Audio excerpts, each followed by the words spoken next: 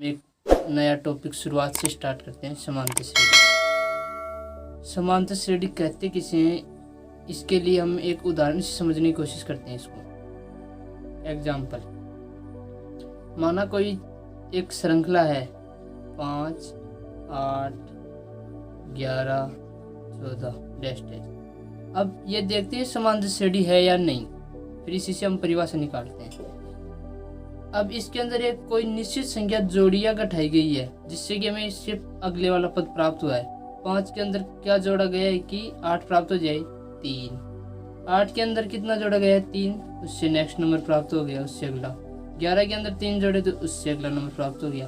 मतलब एक समान संख्या जोड़ी गई है, अतः यह एक समांतर श्रेणी है। दूसरा एग्जाम्पल, -4, -1, 2, 5। अब इसे देखते हैं समांतर श्रेणी है या नहीं। इसके लिए हम समांतर श्रेणी के लिए हमें जानना ये जरूरी है कि इन दो पदों के मध्य अंतर समान है या नहीं। इस समान अंतर को क्या कहते हैं, सार्वंतर। यानी कि हमें सार्वा अंतर पता लग जाए तो हम बता सकते हैं कि ये समांतर श्रेणी है या नहीं। सार्वंतर कैसे ज्ञात करते हैं, सार्वंतर को हम डिनोट करते हैं, डी से प्रदर्शित करते हैं। सार्वंतर का सूत्र होता है दूसरा पद माइनस पहला पद। दूसरा पद को किससे, A2। प्रथम पद क्या होता है, A1। दूसरा पद कितना है, -1 माइनस सूत्र का। पहला पद कितना, -4। हम इसको सोल्व करेंगे, कितना आ गया, 3। अब दूसरा सार्वंतर चेक करते हैं। इसी प्रकार दूसरा सार्वंतर कैसे होगा, तीसरा पद माइनस दूसरा पद। तीसरा पद का मतलब A3, दूसरा पद का मतलब A2। A3 कितना है, 2, सूत्र का -1। दूसरा पद कितना है, -1। हम इसको हल करेंगे, कितना आ गया, 3। अतः पहला सार्वंतर और दूसरा सार्वंतर आपस में बराबर हैं, तो ये एक समांतर श्रेणी है। हम अब ये चेक करते, हमने समांतर श्रेणी है या नहीं ये जानना सीख लिया। हमें डायरेक्ट इस पे क्वेश्चन भी मिल जाते हैं परीक्षा में कि ये समांतर श्रेणी है या नहीं। 1 नंबर का क्वेश्चन यहाँ से आने की आशंका है हमें। अब हम पढ़ते हैं व्यापक पद। व्यापक पद या n वा पद, हमें इसके लिए एक सूत्र जानना है। an बराबर a प्लस n-1 गुणा d। हमें यहाँ पे एक एक चीज को, एक एक क्रम को जानेंगे कि यहाँ पे ये है क्या, ये किसको प्रदर्शित करता है। ये क्या है, प्रथम पद। प्रथम पद किसे कहते हैं, जो श्रृंखला के सबसे फर्स्ट में लिखा हो उससे प्रथम पद कहते हैं। जैसे इस श्रृंखला के अंदर प्रथम पद कौन सा है, 5। इस श्रृंखला के अंदर प्रथम पद कौन सा है, -4। ये क्या है, प्रथम पद। डी क्या है, सार्वंतर, जो कि मैंने आपको पहले ही बता दिया, सार्वंतर। एन क्या है, पदों की संख्या। n क्या है, पदों की संख्या। n क्या है, पदों की संख्या। हमें इस सूत्र को बहुत काम आएगा। ये सूत्र, हमें इस सूत्र को जानना बहुत जरूरी है। हमें इस सूत्र की आवश्यकता इसलिए पड़ी कि कोई समांतर श्रेणी दी हुई है, उसका हमें कोई नेक्स्ट टर्म ज्ञात करने के लिए, या डायरेक्ट ऐसे पूछ रही इसका 10वां पद याद करो, 20वां पद याद करो, 100वां पद याद करो। इसके लिए हमें इस सूत्र की आवश्यकता पड़ी है। अब देखते हैं हम अपना वो सूत्र है, an बराबर a प्लस n-1 गुणा d। हमें देखते हैं, इसको एक एग्जाम्पल के द्वारा समझने की कोशिश करते हैं। सूत्र पे कैसे क्या क्वेश्चन आते हैं। कोई समांतर श्रेणी दी हुई है 2, 5, 8, 11 डैश डैश। हमें ये पूछ ले, इस समांतर श्रेणी का, इस समांतर श्रेणी का 12वां पद याद करो। कौन सा पद, 12वां पद। 12वां पद याद करो। इसके लिए हमें इस सूत्र के अंदर इसको रखना पड़ेगा। ए का मान क्या है, जो पहले लिखा हुआ है, 2।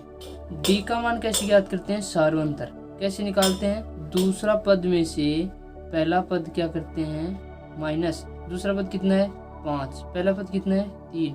सार्वंतर कितना आ गया, 5, सॉरी पहला पद कितना है 2। तो सार्वंतर कितना आ गया 3। ये तो क्या हो गया सार्वंतर।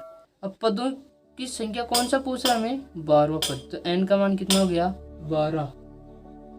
n का मान कितना हो गया 12। अब देखते हैं इस सूत्र के अंदर a 12 है बराबर a का मान 2 प्लस n का मान 12 माइनस 1 गुना d का मान कितना है 3। अब हमें इसको सोल्व करना है। 2 प्लस 12 माइनस 1 11 गुना 3। 2 प्लस 11 तिया 33। 33 और 2 35। अतः हम कह सकते हैं कि ये जो समांतर श्रेणी दी हुई है इसका 12वां पद कौन सा है 35। कौन सा है 35।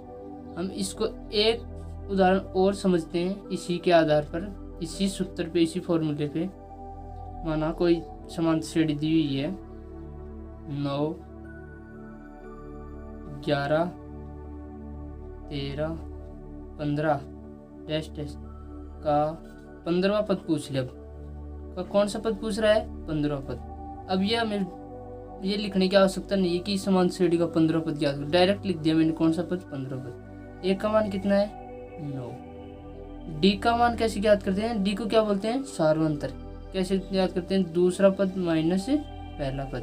दूसरा पद कितना है 11 माइनस 9 कितना आ गया सार्वंतर 2। एंड पदों की संख्या कितनी है 15। कितनी है 15। कितनी है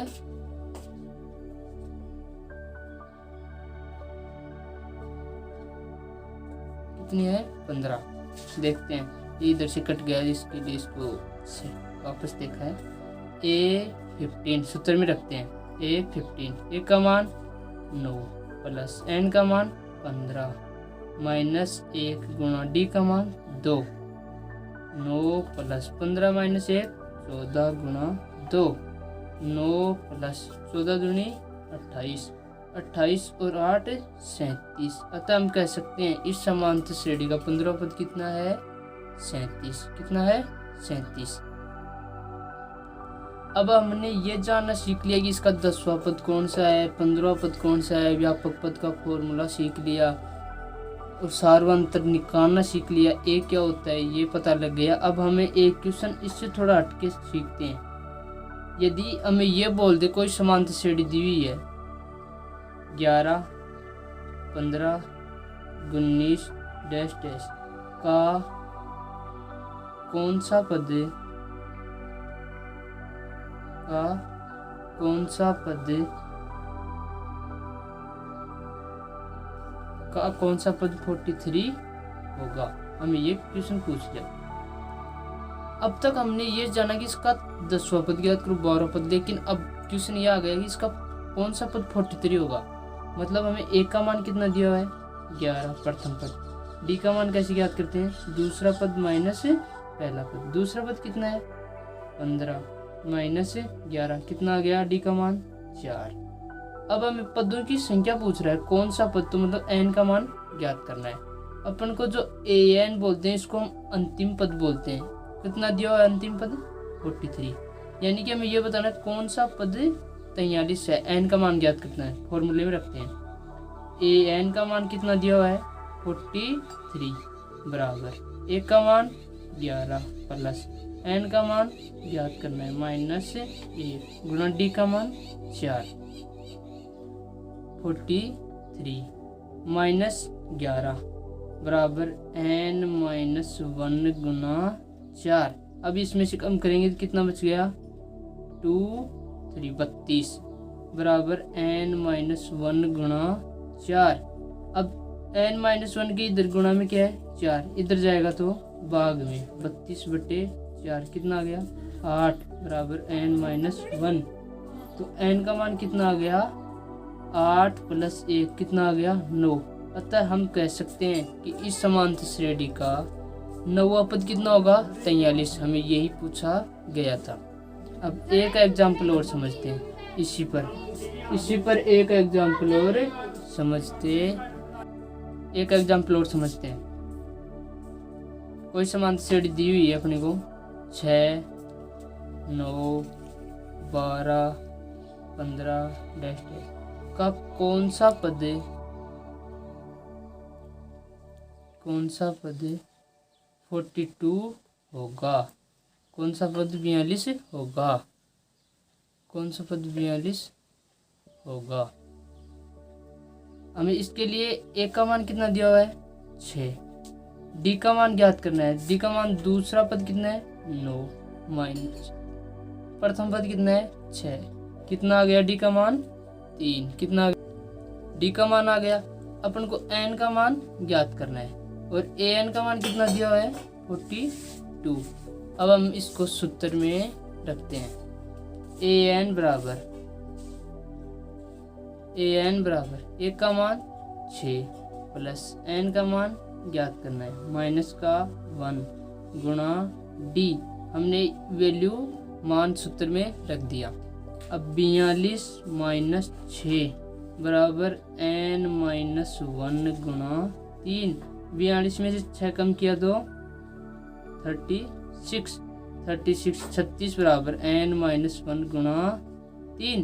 अब इधर 3 गुणा में इधर जाएगा तो भाग में 36/3 बराबर एन माइनस 1।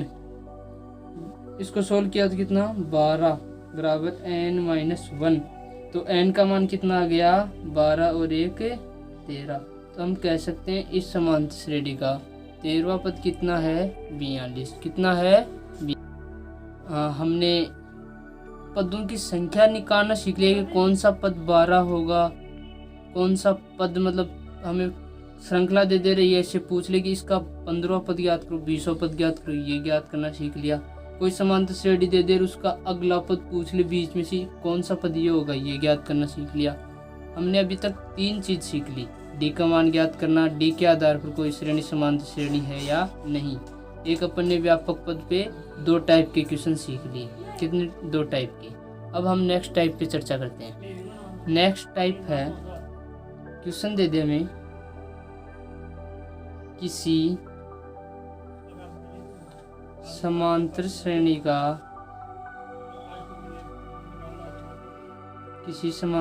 का तीसरा पद 12 है तथा चौथा पद 16 है, तो इस समांतर श्रेणी का